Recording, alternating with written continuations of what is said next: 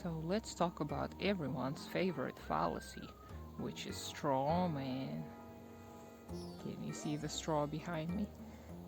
So the strawman fallacy is when you misrepresent, misinterpret, or otherwise twist the opponent's argument.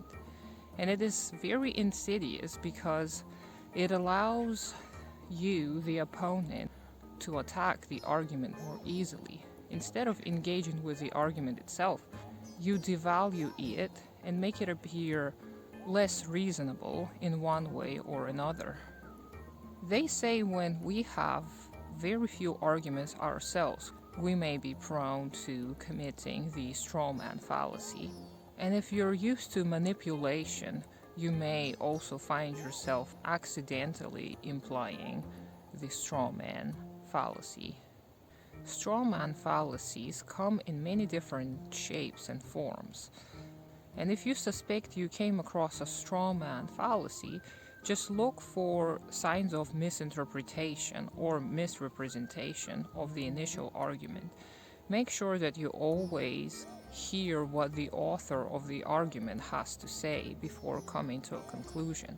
This way is generally recommended for debate or any kind of rational discussion, to engage with the author's or the speaker's argument to make sure you understand it completely and then respond to the argument, not to something that you perceive to be the argument. Strawman arguments also tend to be emotional responses. They can manifest themselves as your knee-jerk reaction to something you disagree with. Confirmation bias and cherry-picking fallacy may also contribute to the strawman fallacy. Let me give you an example of a strawman fallacy. So the example is very simple. Let's say somebody suggests that eating vegetables is healthy. So if you respond to that argument saying, do you mean to say I have to become a vegan now? If you respond in such a manner, you are not responding to what the initial person told you. They did not suggest for you to become a vegan.